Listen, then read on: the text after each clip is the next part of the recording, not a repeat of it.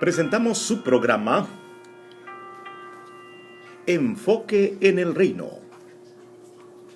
¿Qué tal, amigos? Les saluda el hermano Edwin Mauricio Alza, la voz en español del hermano Anthony Bazar, máster en teología en la Universidad Bíblica de Atlanta, Georgia.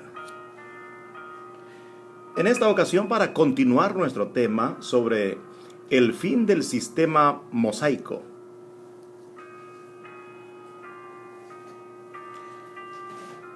El escritor de Hebreos, capítulo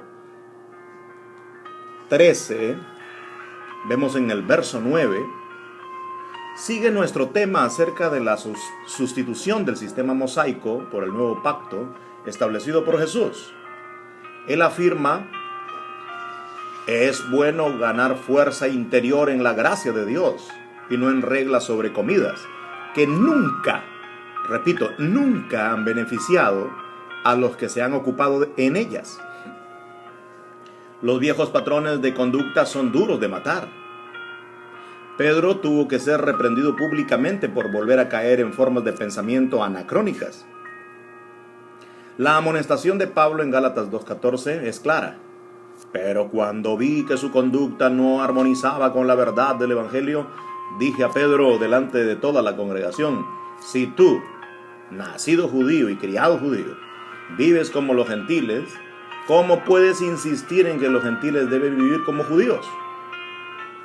Pedro, el judío, había aprendido correctamente y vivió una vida diferente como cristiano, pero retrocedió a un modo mosaico. O sea, que todavía la costumbre de Pedro nos muestra y tiene su correspondiente el día de hoy. Hoy también algunos continúan en esa misma costumbre. Es una mala interpretación fundamental del Nuevo Testamento volver a levantar la barrera que separaba a judíos y gentiles. Vivir como un judío significa vivir bajo las ordenanzas mosaicas temporales, y es una afrenta al cristianismo bíblico. El peligro de la confusión de los convenios o pactos es que hacemos la fe mesiánica de Jesús poco atractiva o impracticable para el converso potencial.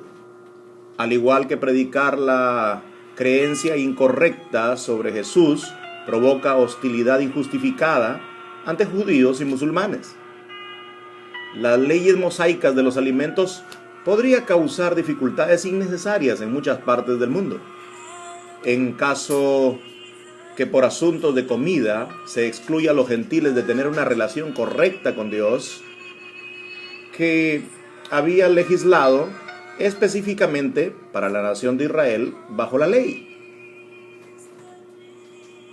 Jesús había erosionado la autoridad del templo y el sistema mosaico en Mateo 12:6 cuando dijo: alguien mayor que el templo está aquí. ¿Mayor? ¿Más grande que el templo? Esta fue su respuesta a los fariseos cuando criticaron a los discípulos por arrancar trigo en el sábado oficial de Israel.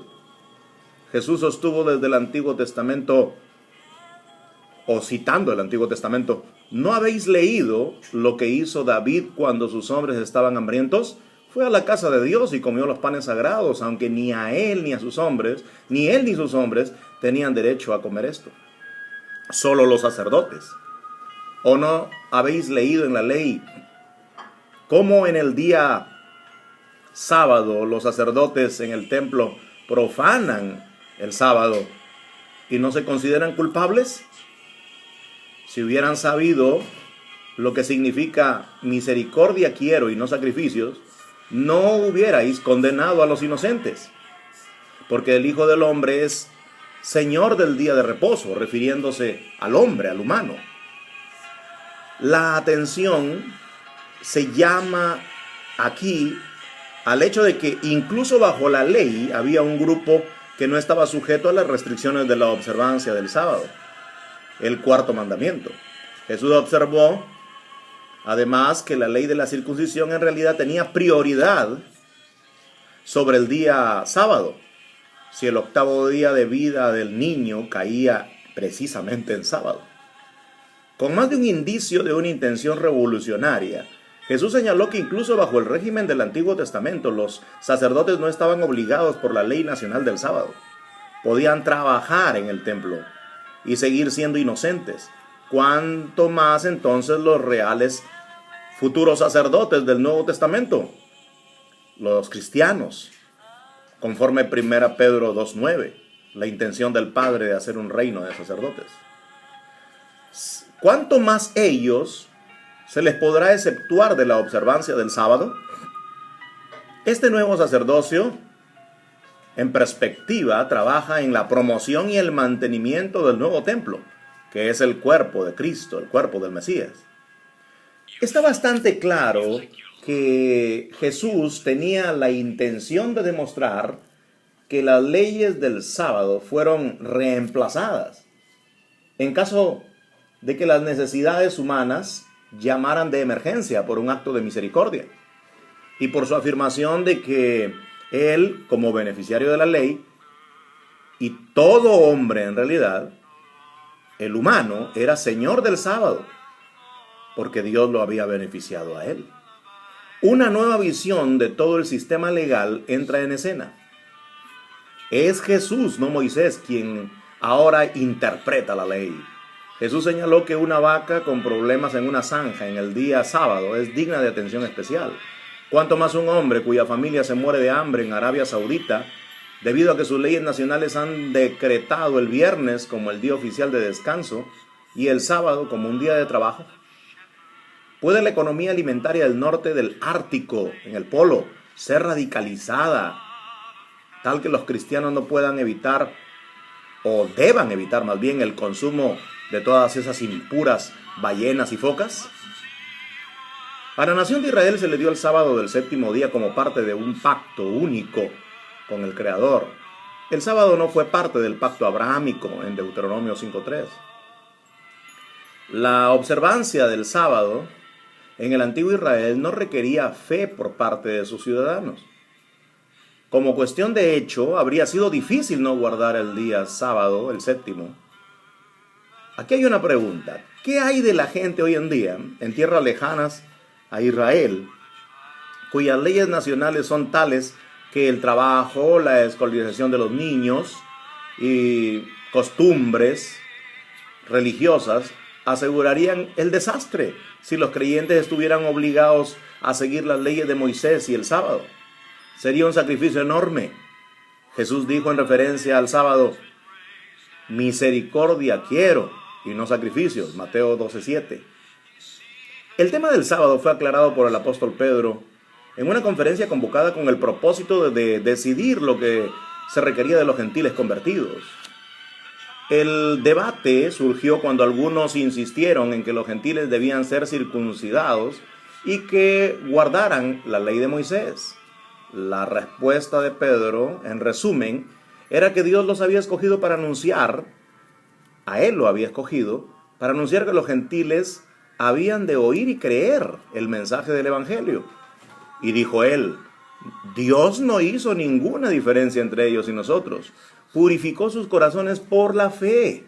Entonces le preguntó al consejo de ancianos: ¿por qué ahora prueban la paciencia de Dios poniendo sobre los hombros de estos conversos un yugo que ni nosotros ni nuestros antepasados hemos podido llevar?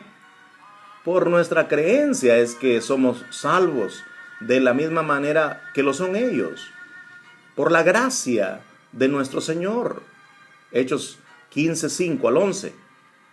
Imposible querer establecer aquí que Pedro quiere decir que el proceso de la salvación no puede ser facilitado sin cumplir o guardar las leyes de Moisés. Todo lo que había que decir sobre que el nuevo cristiano debe tomar del sistema legal no fue dicho por Jesús mientras estaba con sus discípulos en la tierra.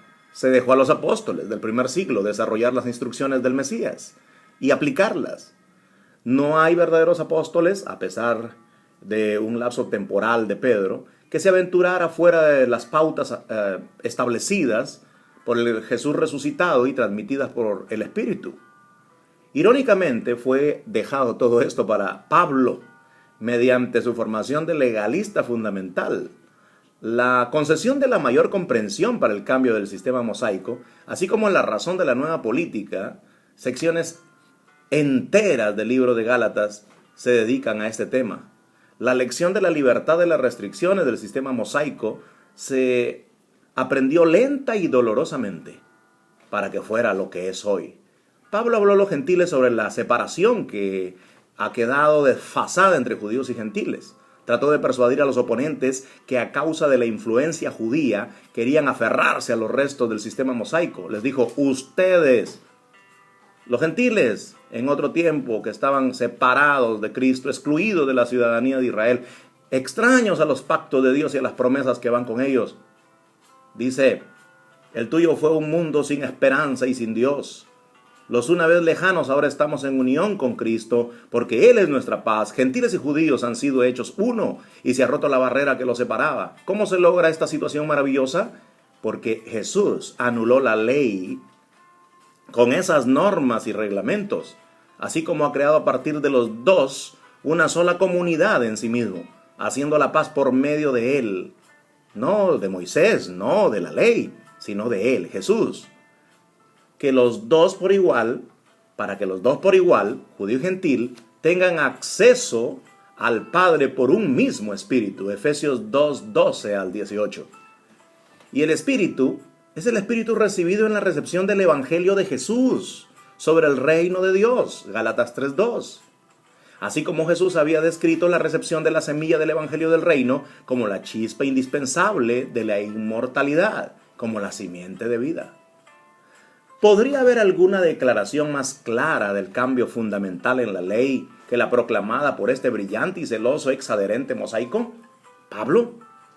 Este mismo Pablo luchó continuamente con el problema que llevó a la ruina muchas congregaciones. A los Gálatas dijo, vamos ahora, ustedes Gálatas, insensatos, ustedes ante cuyos ojos Jesús fue exhibido públicamente en la cruz.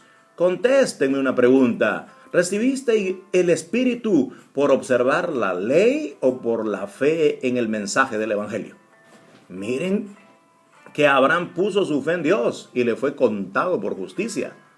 De otro modo, aquellos que dependen de la obediencia a la ley están bajo maldición, dijo Pablo. Gálatas 3:1 y a continuación los siguientes versículos. La premisa de Pablo en el libro de Gálatas fue que los legalistas estaban predicando un evangelio falso, no el predicado por Cristo. Pablo resumió en los términos más claros sus argumentos para el cambio en la ley. El poder que tenemos viene de Dios, dijo él. Él es quien nos ha facultado como ministros del nuevo pacto, no de la letra, sino del Espíritu. Porque la letra condena a muerte, pero el Espíritu da vida. El ministerio de muerte en forma escrita sobre piedra fue escrito con tanta gloria, a causa de esa gloria, que estaba a punto de desvanecerse aún esa gloria. En efecto, la gloria que una vez fue gloria absoluta es eclipsada por una gloria aún mayor. No nos corresponde a nosotros hacer lo que Moisés hizo, que puso un velo sobre su rostro para que los hijos de Israel no contemplaran el final de lo que estaba por fenecer. En cualquier caso, su mente se ha cerrado. Por eso, el mismo velo está allí hasta el día de hoy, el velo que por Jesús es quitado. En efecto, el día de hoy, cada vez que se lee la ley de Moisés, dice Pablo, un velo está puesto sobre la mente del oyente. Pero como dice la Escritura, una vez que se vuelvan a Jehová, el velo es quitado. Una vez que se vuelvan al Señor Dios, el velo es quitado. Segunda los Corintios 3:5 en adelante. La realidad de lo que Jesús enseñó como un ministro del nuevo pacto se oscurece cuando estamos casados con el sistema mosaico. Incluso un poco de levadura fermenta toda la masa, según Pablo en Gálatas 5:9. Amigos, hasta aquí el programa del día de hoy. Concluiremos este tema acerca de el sistema mosaico y su fin en nuestro próximo encuentro. Les saludó el hermano Edwin Mauricio Alza, la voz en español del hermano Anthony Bazar, máster de teología de la Universidad Bíblica de Atlanta. Hasta la próxima y siga enfocado en el reino de Dios.